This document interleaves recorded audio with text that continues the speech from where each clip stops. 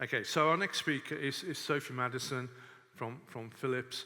We were just saying they've got quite a lot in common, a lot of interest in common anyway.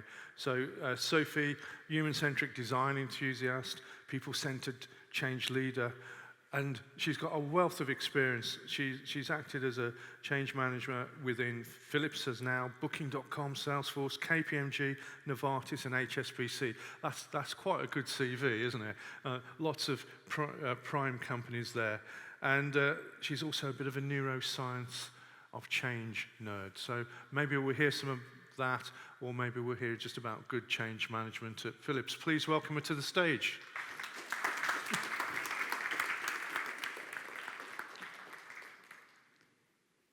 Thanks so much, Neil.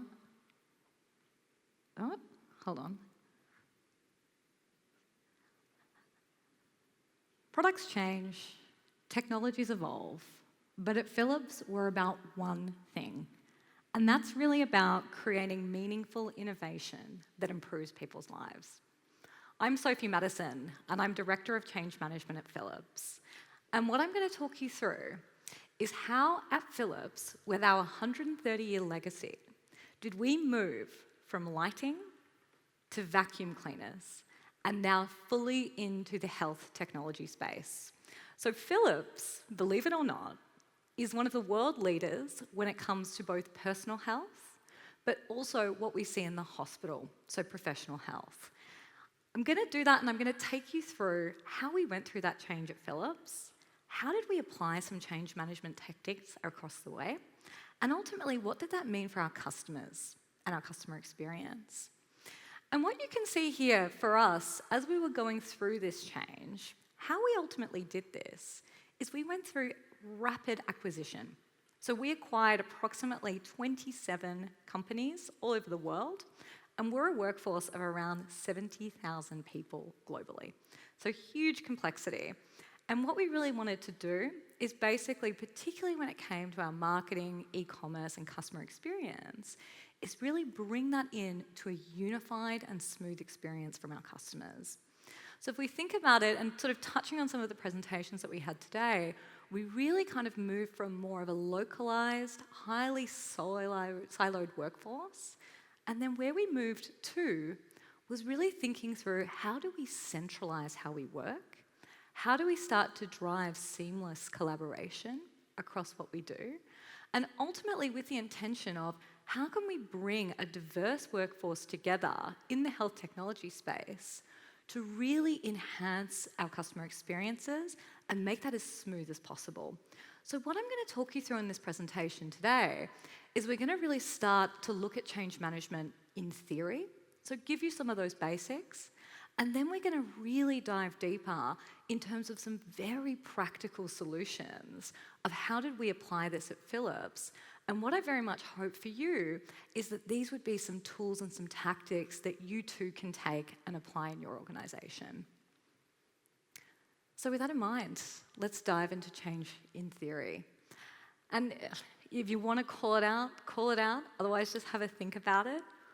What are those first words that come to your mind when you hear the word change? And I'm looking around the room, and I think some of the things that often come up could be excitement, curiosity, opportunity. For others, it could just be ambivalence, like, whatever, like when it happens, I'll know. And some of you might actually say, oh, that was really uncomfortable. And I felt really uncomfortable in that moment. And what's interesting about that, when it comes to change, and we've spoken about it again throughout our presentation, it's personal. And it can mean very different things to different people. So I think with that in mind, and obviously coming from Philips, we are a biotech and health tech company after all, what is some of the biochemistry or the neuroscience of change? So what is physically happening in the human body and mind when we go through change? I think first and foremost, often when we are in a situation where we're faced with a particular change, we may go through a huge adrenaline surge. So you may have heard your fight or flight response. If I take us back all that time, maybe when we were on the savannah, in a tribe, and then we saw a lion come into our presence, we were either going to fight that lion or we were going to flee. We were going to run away. And in order to do that, our bodies are wired to produce the adrenaline that we need in order to have that response. If we now bring that and contrast that into the modern workforce, so for example, a new office environment, is that something familiar to us? Are we automatically and hardwired going to release that adrenaline, essentially to say, hey, do I need to flee or do I need to fight this? So we've got that huge adrenaline surge going through the body. The next thing that then's happening is as we're learning new things, we are actually starting to hardwire our brains differently. So we're going through neuroplasticity. And that's really when we're creating new neural pathways essentially in our brain so that we can recall and recognize information later on. So very simply, this could be going into a new office space and learning how to use the new technology in a meeting room. It could even be as simple as navigating around a new space and just learning that so that we can then, again, know where we need to go in the future. So physically changing our brains. And then the third, and this has to be my favorite, when we go through periods of really intense change, we are basically overloading our prefrontal cortex. So that's the very front of our brain behind our eyes, with lots and lots of new stimuli, with the intention that as we then start to figure out what's necessary for us as humans, we then start to encode that and go through that neuroplasticity. Interestingly, it actually takes 20% of our daily calorie consumption when we go through periods of intense change. So coming back to that concept of, and I'm sure all of us felt this in COVID, for example, suddenly working from home, learning new things, you feel super tired and mentally drained behind your eyes. That is most likely because you are completely overloading your prefrontal cortex. So why do I tell you this? As human beings, our bodies are hardwired to hate change. It is a huge amount of energy that it takes from us. And that's when often we go through change, and many of us have experienced as human beings. We are part rational, the mind, and we are also part irrational beings because our bodies, again, are firing off that adrenaline, the neuroplasticity. We're burning so many calories as then we're bringing all of that new information from the front of our brains into the latter. So keep that in the back of your mind as we go through this. The next thing I'm going to show you is this is like the granddaddy, some would say, of change theories. And I'm going to look, and I think some of you may have seen this model before, but for those of you that haven't, this is the all-famous change curve. So this is a curve, ironically actually created in the 1960s by Kubler-Ross. It was based off studies with IBM at the time in terms of how IBM as a large organization was going through change. But very interestingly, it was actually built off the 7 stages of grief. And what this model deems is that whenever we go through change, we inherently feel or have an experience of loss.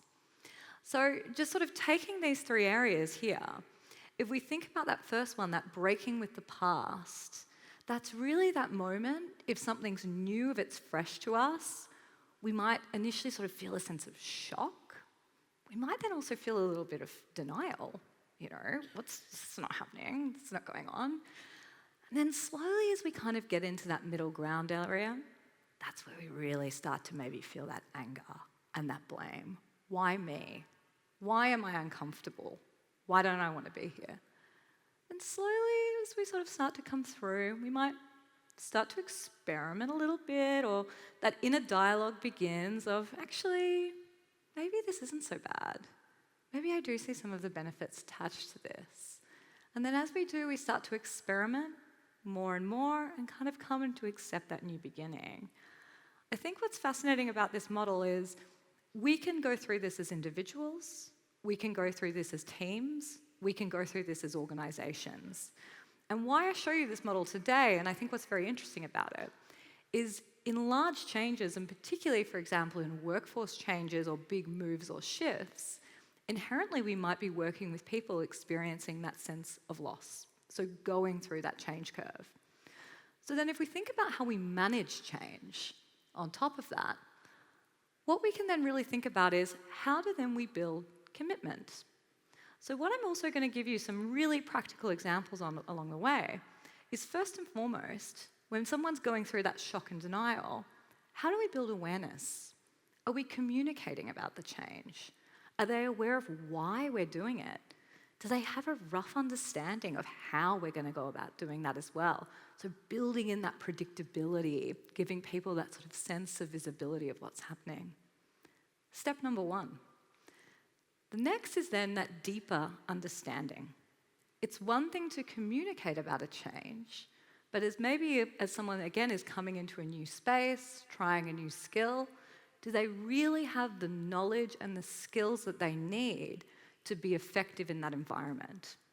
Do they feel comfortable and have that development of understanding? Second phase. The third, based on then those two bases, are they then really starting to buy into the change? So do they see their leaders and their peers role modeling that new behaviour or that different thing around them? Is it something that they feel is a societal norm, so thus they can start to buy into? And then with all of that in mind, once then we sort of go through those key stages, do we then get to that point finally of commitment to the change?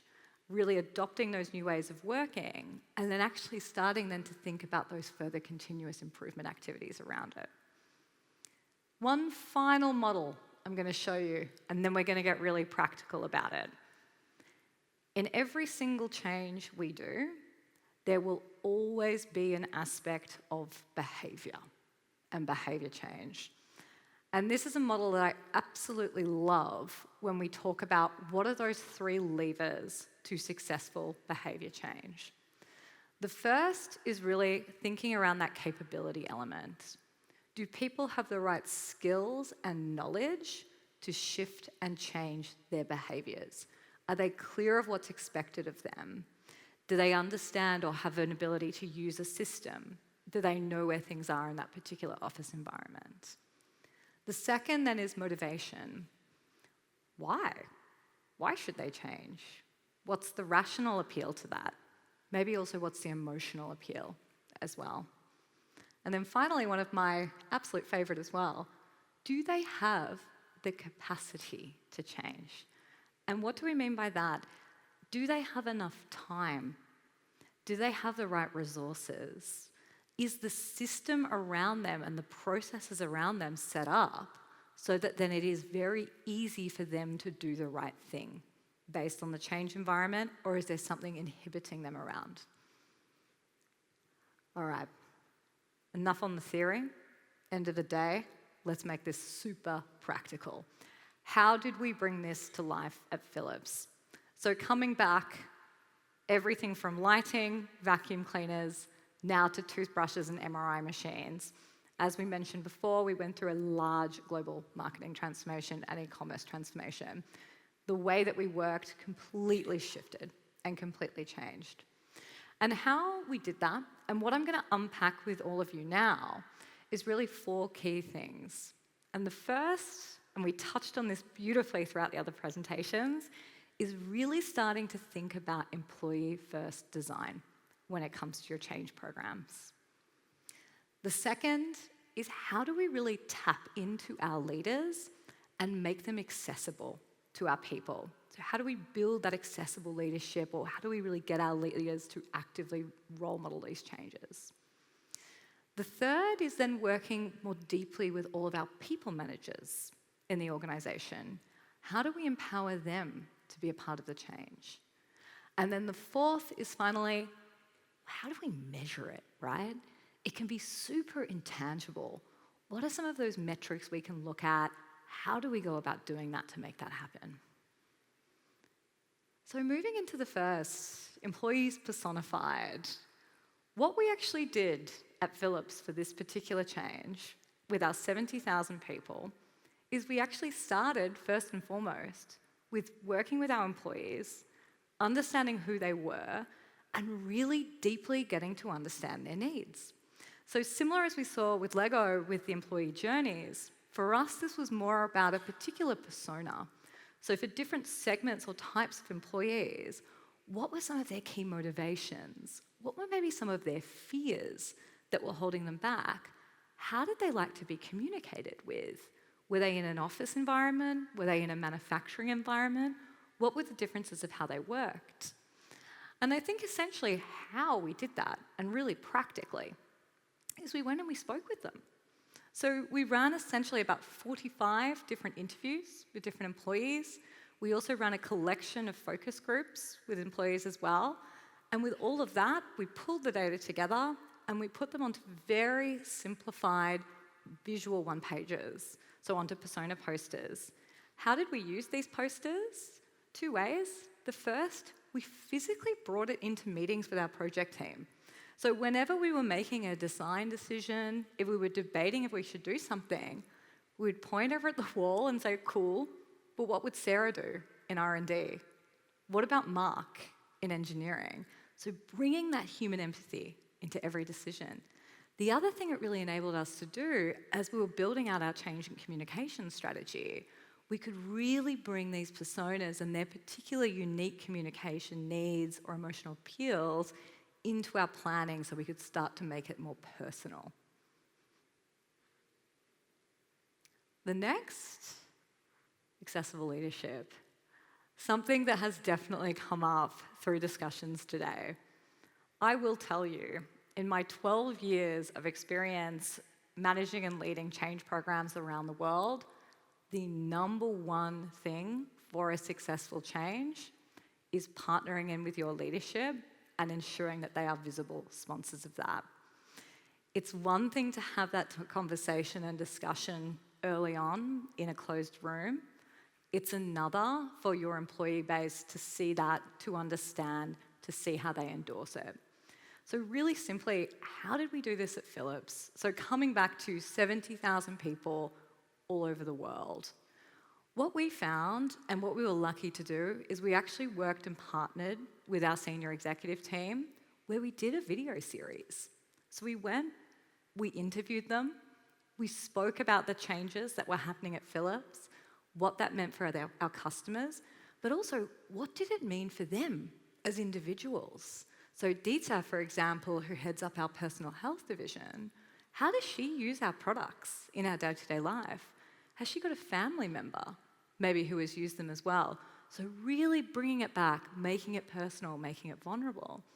The other thing we did is we really used our enterprise social media platforms. So we used the Microsoft Viva Engage at Philips, and we projected all of these videos regularly through our enterprise social media. We also had them up physically in the office as well. But why we particularly loved to put it onto our enterprise social media is it enabled two-way dialogue with our global employees. It enabled them to go comment, ask questions on these videos, and we would actually then sit and partner with our leaders on a weekly basis and work with them either to respond to those employees or guide them back to things like FAQs or user guides so that they really felt that they were being listened to and being brought on the change. Also, we'd capture some really great ideas as well that we could then bring back into the program, bring back into the design, and think about how we wanted to alter things. So that was our very senior leadership band. What about that people leader, middle manager band? Super important for driving your change. How we tackled this at Philips, we knew that we wanted our people leaders to really be the face of the change. We wanted them to articulate it. We also really wanted them to contextualize it for people. We knew that this change would be completely different for somebody in our Chinese site in R&D in contrast to somebody sitting in our digital marketing team in Amsterdam. And we needed that people leader community to really help us to translate that through. In order to enable them to do that, very simply, is we built a toolkit. And this was sitting on a SharePoint, very simply, where we just had a collection of one-pager, simple pull guides for them. For example, with our broader sort of change narrative or case for change for what we were doing, why, what, how, when, we had that on one page. And on that one slide, one page, they could bring that into a meeting, tell that story to their team, and we also just had a collection of talking points underneath that they could take, articulate, as well as open questions to take in and have that dialogue with their team.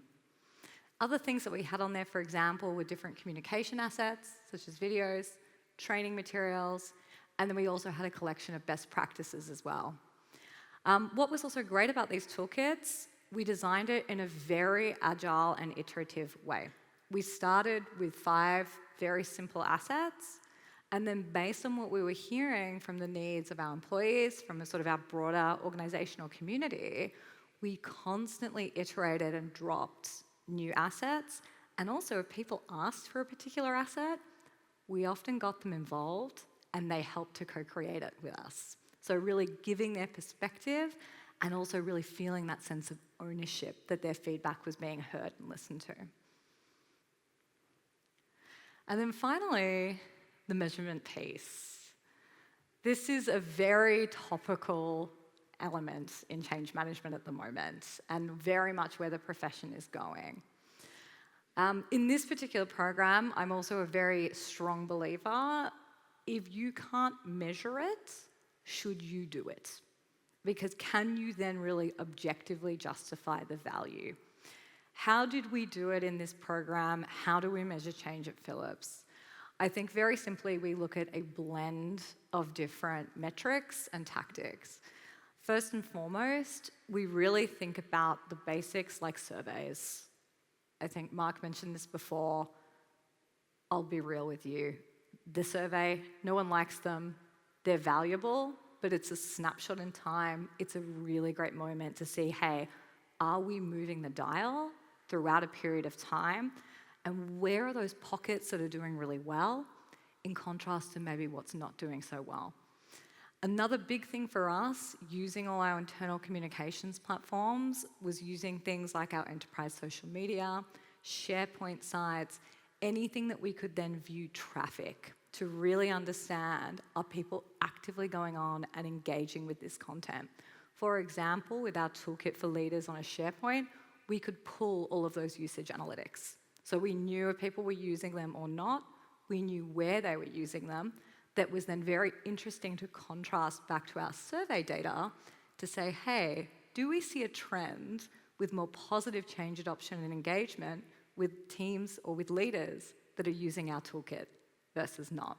So it helped us to determine those key success factors versus those areas that we really needed to delve in and go deeper. One final thing I'll mention here as well with your change programs, depending on the size of the organization, I would always strongly say where you can standardize how you measure so that then you can aggregate that and really get a holistic view over.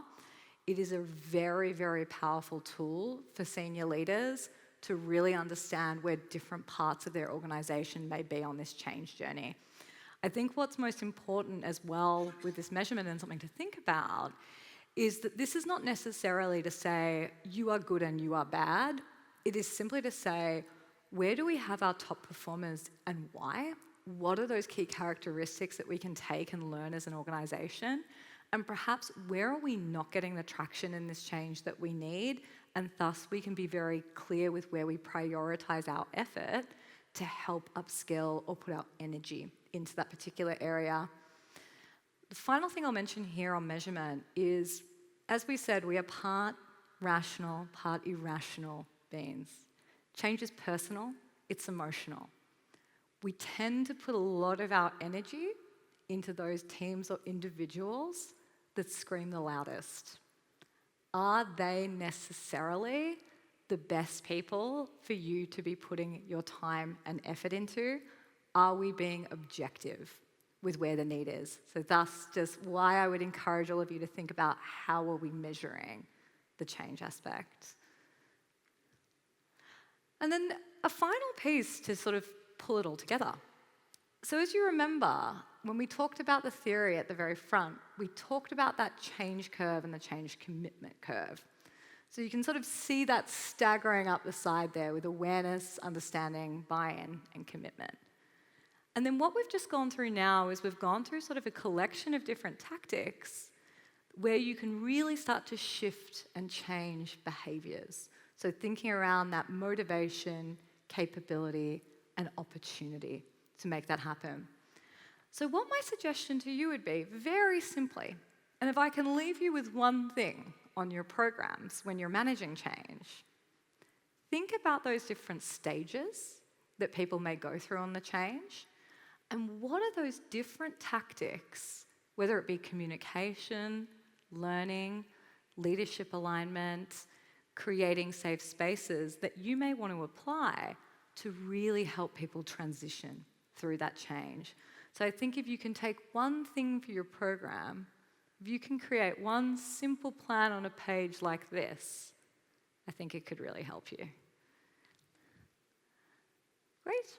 So, with all of that said, what does it mean for you? And how do we bring it back?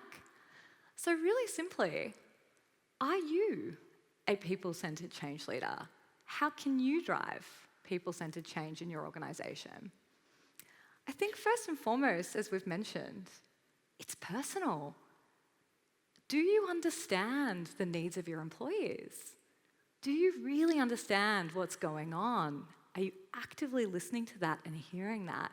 And therefore thinking through what are those unique appeals in your change that you need to capture them with? The second is, how can you encourage others? A common pitfall I see in change, often a project manager or a particular leader will say, I am going to do all the change management. I'm going to tell all the stories and do all the communication. You might not be the best person to do that. You might not be the most influential person in your organization. How are you bringing others, and particularly your people leaders, on that journey and positioning them so that they're very well equipped to tell that message? Co-create. Co-creation is everything. How can we bring people in early, help them shape outcomes and design? It ultimately really instills a deep sense of ownership of the change, and it helps with that understanding piece we spoke about earlier on. The more we're involved in doing, creating, the greater we can understand the solution quickly.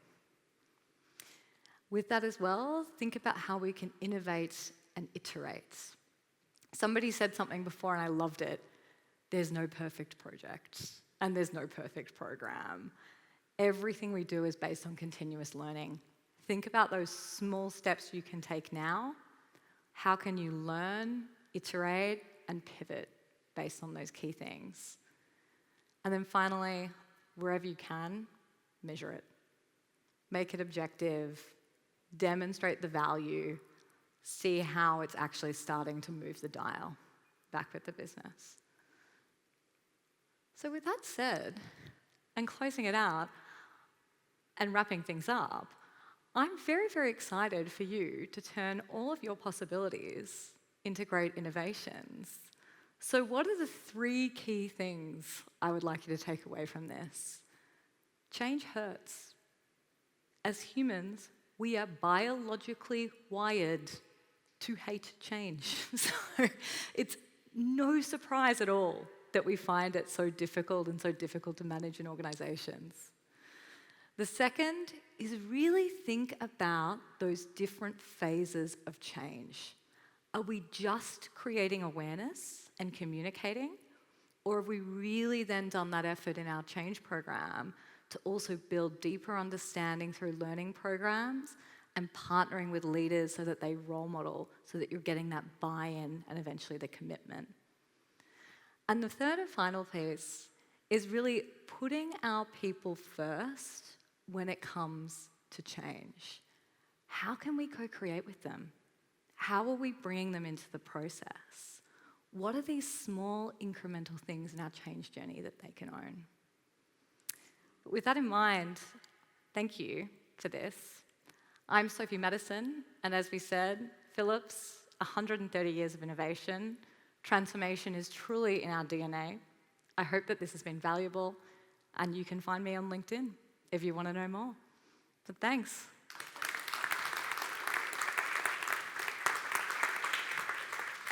Thanks, Sophie. Ooh, I've got a malfunction. I've got a tail. Oh no. Right, any questions while I sort my wardrobe out? Yeah. Makia down the front.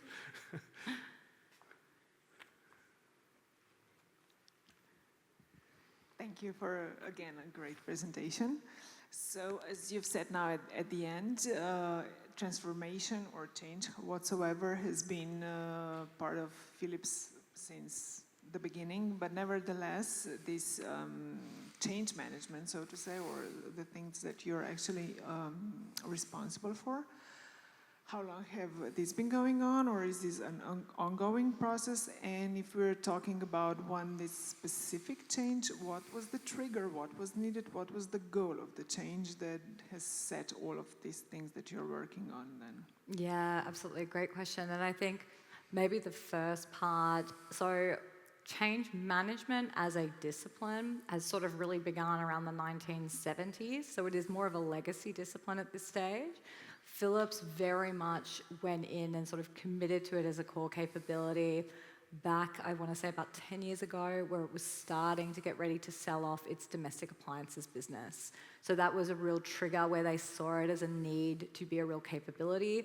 Also going through rapid acquisition and having to integrate a blend of businesses, they did really see it as a need to help to accelerate that adoption.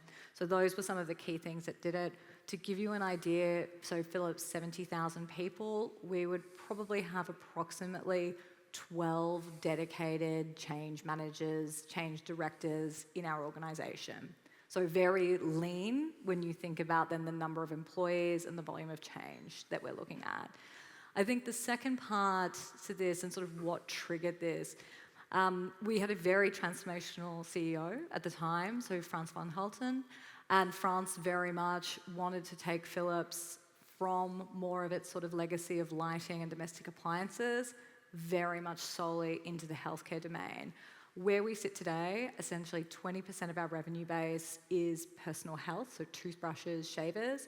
The remaining 80% is in the hospital. So MRI machines, we're also world leading when it comes to ICUs or intensive care units as well. With all of that in mind, what we knew from the acquisition of these companies with a shift of our core product offerings as well, in essence for a customer, it was starting to become a very disjointed experience. So there was really a need to think about how do we unify how we work with that intention of really having a smooth and seamless customer experience when working with Philips. Thank you. Thanks. Any more questions? Oh, Mark, you've got the mic. Thank you, great presentation. I'm intrigued about the leader's engagement. Not every leader's up for change, though, are they? Oh, yeah. So tell me about that kind of challenge and how you deal with that. Oh, no, that's a great one. And it's funny, 2 days ago, I did a presentation on what I would call transformational leadership capability. So the other thing, and interestingly, as change management as a discipline, in very large transformations, it might make sense to have a dedicated change manager or expert like myself. I think a majority of the time now, and increasingly, we do see change management as a key leadership capability. So I think it's a two-pronged approach and two-pronged question. I think more systemically, as we look at leadership talent that we do bring into organizations, I personally believe, I've also seen with many organizations, that being able to take change, articulate change, and bring people on that journey is increasingly a core leadership capability that organizations need to make it systemic. That said, and to your point and to your question, we know that that's not always the case. And I think my very simple answer to that would be, it depends. Depends on the change, depends on the person, and at the end of the day, as we said before, do we really understand that person? Do we understand their needs? And do we understand what those barriers are? And are we taking that time and working with that leader to really get to know who are they as a person? Also, from a business lens, what are their primary objectives and what are they trying to drive? And then how can we have very transparent conversations with them to say where we can add value based on our program, but ultimately transparently maybe where we can't, and therefore how can we partner with them to make that a smoother transition away. But indeed, I think to your point, and I imagine all of us in the room have experienced that can sometimes be one of the hardest parts of change. But I will argue that time up front, that coaching and partnership and relationship building early in your change journey with those leaders will pay off in the longer term. That was one of my questions to the panel, so I might still ask the question when you're up. Yeah. Any other questions? I mean, I found this whole thing fascinating about the fight or flight response, and I kind of, are we more enlightened than we used to be? Do we now finally realise that people are humans and that they have feelings and emotions? But I've kind of, in the past, I think we've just kind of done change to them, whereas now, are we seeing that there's more bringing them through the journey? Yeah, and I'm going to actually come back and quote one of my favourite neuroscientists at the moment, a lady based in the UK, Dr. Tara Swartz, who wrote a phenomenal book called The Source, if anyone's interested. She did some research recently about being in a workplace and feeling stress. Guess what? If you're in a workplace with me, sitting next to me, and I'm really stressed and really angry, I am physically sweating out my cortisol, my stress hormone. You are physically going to feel or catch my stress and my anger. So it's this whole thing about vibes. What is the vibe that you want to bring? I think what's interesting, what I've heard about the Mars Corporation, Mars have a policy that if you're having a really bad day and in a really bad mood, don't come into the office. Stay home, because we don't want people catching your negative energy and your negative hormones. I think to your point, and to come back to your question around, are we there, do we care? I do think that there is a lot more research going into it, because I think, as we know, the human is the most complex component.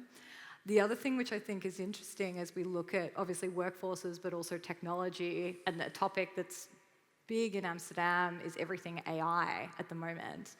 At the end of the day, AI is not capable of empathy. Let us not forget that. And that's, again, where that human touch and that human factor is so critical and so important, and arguably becoming increasingly important that we understand that, because it is going to be one of those core differentiators over time. So yeah, interesting, I think, ongoing debate. Okay, thank you. Right, well, we're going to have the panel in a minute, so I think I'll wrap up questions directly to Izzy, but if you've got more, you can raise them in a minute. But give her another big round of applause. Thank you. Thanks. Sorry, Sophie.